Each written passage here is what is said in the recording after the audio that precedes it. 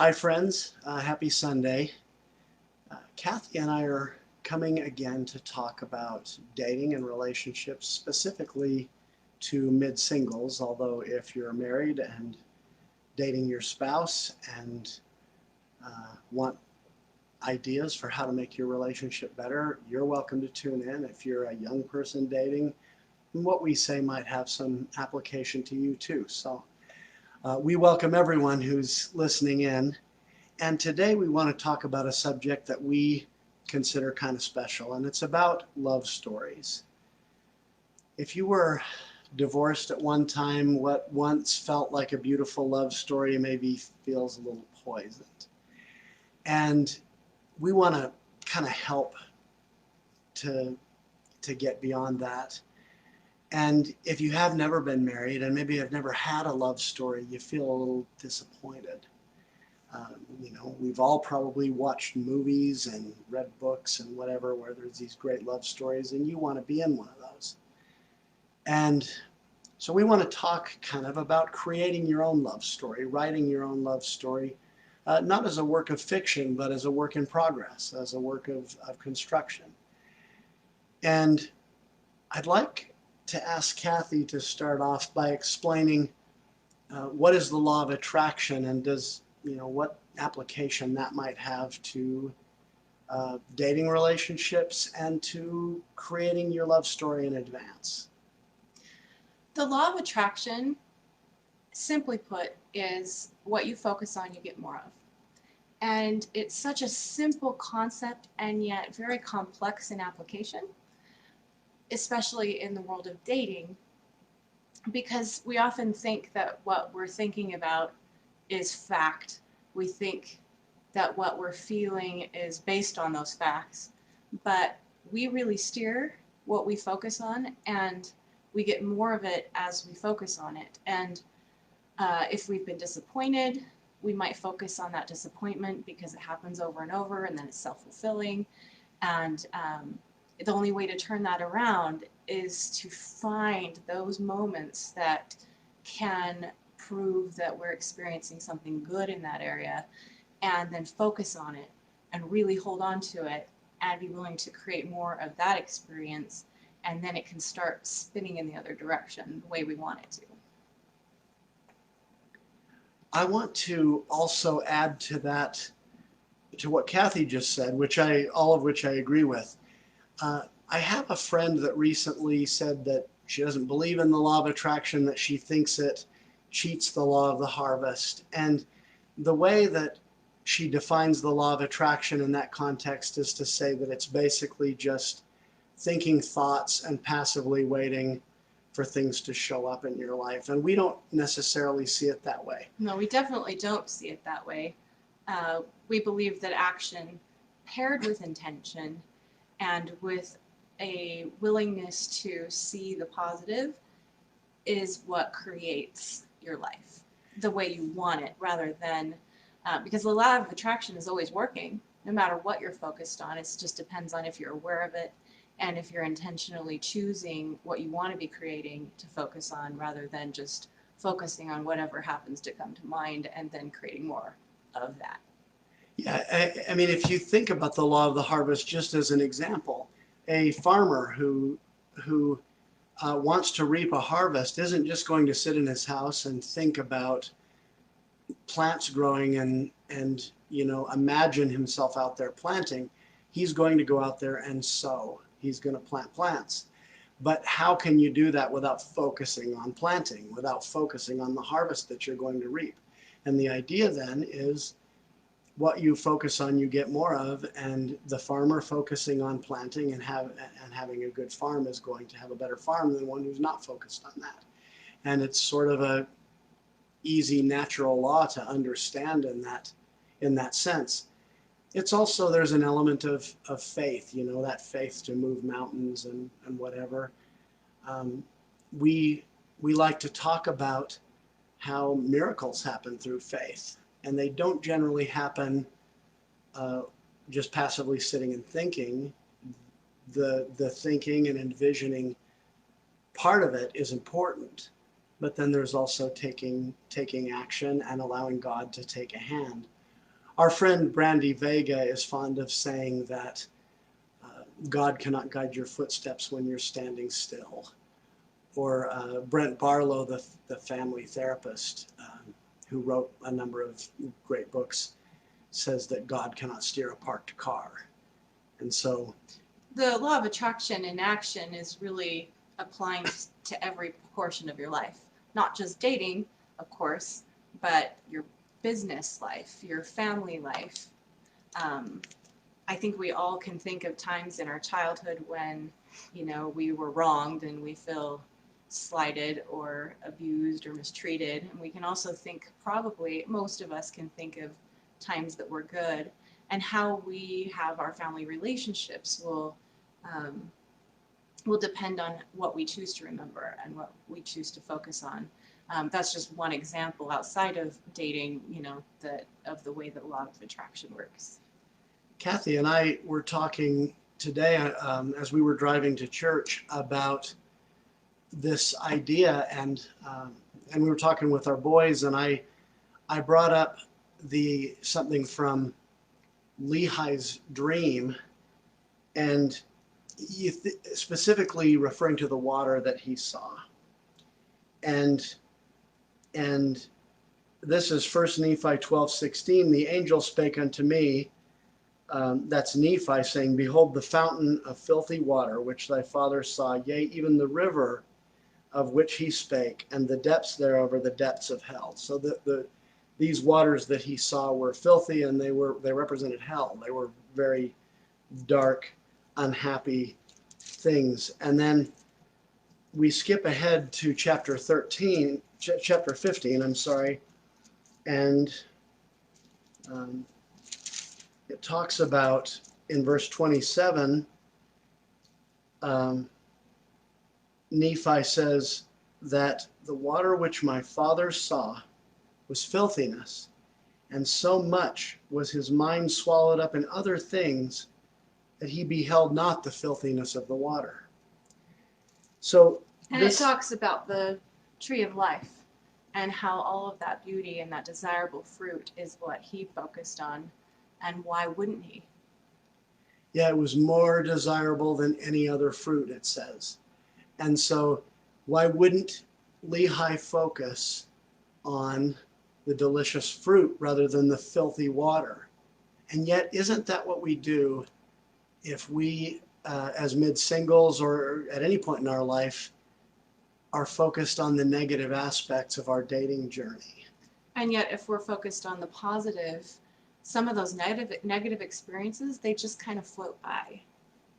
Right. So focusing on the positive allowed Lehi to be focused on the things that were delicious, glorious, and what he focused on, he created more of. More abundance of spirituality, more abundance of joy, and of course, he had his moments of struggle and trial, like the rest of us, but his mind was caught up in the things that he wanted to celebrate. And in dating, I'm going to suggest not that you completely turn a blind eye to everything bad and just overlook, obvious deal breakers in your partners, but I'm going to suggest that, number one, in our overall approach to dating, we focus on the great experiences that we have, getting to know great people, learning interesting things about them, being treated well. And I know in my mid-single dating experiences, I was generally treated very well by the women that I dated. Not always, but there was a bad experience here and there. But by and large, I think I focused on the positive ones, the happy ones, and I tended to get more of that. And besides emphasizing what's positive in your actual experience, like we're talking about, there's another thing you can do intentionally to create more of what you want by either journaling or doing a vision board, if you've heard of that. I will confess, I used to kind of scoff at the idea of making a vision board. I thought it felt juvenile to sit down and make a collage of things. But the idea of a vision board, if you haven't heard of it, is you you clip out stuff from magazines, pictures and words and things, and you paste them on a board and put it up on your wall. And it's supposed to help your mind focus on what you want. And I got to a particularly low time in my life, and I decided, you know what, I'm going to try this. I'm going to make a vision board. I'm going to get excited about my life again. At that point, you probably just figured, why not? Right. And I put a picture. There was a section of the board that I devoted to relationships, and I put a picture of a beautiful black-haired woman in that space. And I showed up at church the next Sunday, and there she was. I mean, not literally that woman, but someone who looked very much like her. And we've heard tons of stories like this, where people ended up marrying someone who looked like their celebrity crush that they had on their vision board. Or, you know, it doesn't even have to be on an official board. It could actually just be something that you have in mind, like, you know, your celebrity crush. Usually you notice when they're on the big screen, and you never know. You might end up being married to someone who resembles them. Yeah, and in this particular case, obviously I didn't marry her. Well, you could say Kathy's a beautiful dark-haired woman too, which but she definitely is. I wasn't that person. She wasn't the person at that time. But I did have a relationship with this woman for a couple of months. And it got things going in a positive direction for you. Yeah, it emboldened me to, okay, I'm just going to contact her out of the blue and say, I've been wanting to meet you. And you know what? She was totally flattered by it. And a totally great person too. I mean, just all the embodiment of the things that I put on my vision board. She definitely was. So, and I'll tell you another little tidbit. Kathy was on my vision board, even during a year when we weren't dating. So, I don't knock the idea of a vision board. I don't believe it's a magical talisman, but I do think it helps us to focus our minds on what matters and what matters to us. So, challenge. Well, you want to talk a little bit about journaling first? Journaling, much like the vision board, but with words. Writing about maybe the love story you want to be creating with someone. Be specific about what you want, but general with the application, because it might show up in ways you don't expect, and you don't want to limit yourself. David Levitt just sent in a question. When did you know Kathy was the one after you first met her? I will say a couple of things, and this is a very long story that we don't have time for in this video, but I will say a couple of things about it. One, we first noticed each other in a mid-singles group on Facebook, and I noticed that she was a positive person, not a man-hater, not, that kind of thing. That's how we connected, because the only reason I accepted his friend request is because I noticed that he made positive comments too. Right, so I noticed her a couple of times, and then I went to her page thinking about making a friend request, and I noticed she looked like an elegant person, like a 1940s movie star or something. But more than that, I was struck by this impression that this person is going to be important to me.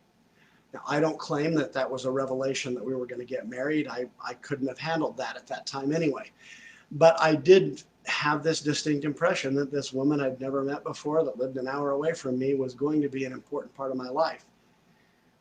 I never had such impression, but since our first conversation, I knew that we had too much in common not to be meaningful, and so we explored our relationship more based on quite a bit of initial first impressions that were really good. Yeah, we had a very strong connection from the beginning, and I will say. Did we answer his question? Well, here's when I knew she was the one. Okay, so there were two moments closer to when we actually got engaged, and one was we actually weren't dating yet, but I was dating two other women who both wanted to get serious. We weren't dating yet again. Right. Because we hadn't dated for a while. And there were two women that wanted to get serious with me. There was a third one who said, "You're still in love with Kathy and I'm not going to date you." And so she took herself out of the picture. And she's actually watched a couple of these webcasts that we've done. But cool person. Anyway, I'm trying to choose between these other two, and I kept praying about which way to go. And the answer that I kept getting is the woman you love is right in front of you, and it's not either of these two. And so the bottom line is, I pondered it and I prayed about it, and I wrote her a letter New Year's Eve of 2017 and said that I wanted to date her for marriage, even though we hadn't dated in over a year. And it was very bold, but I was pretty sure then about what direction my heart was going. And shortly, I think he knew the whole time, though. I tease him all the time, and he was whooped from the start. Shortly after. That's true, huh? Well, yes, kind of is true. But shortly after that, we had a long conversation about having broken up before. And it was a tense, as you can imagine, it was a tense conversation. There were some feelings involved on both of our parts. And probably 5 or 6. Why did we break up before? This is actually important to our story right now. Yeah, our love story included some rocky twists and turns. We broke up because during the first year we dated, I was fearing abandonment. And I feared commitment. And so we had opposite sensitivities. And anyone I dated can attest to this fact. I feared commitment. I did not commit easily during this time in my life. Right. And so to answer Dave's question, there was this night that we discussed all this, and probably 5 times during that night, things would get really tense, and Kathy would say, "This is getting too tense. We need to kneel down and pray." And we would pray, and it would shift things. It would get us focused again on the relationship between us more than our individual pain.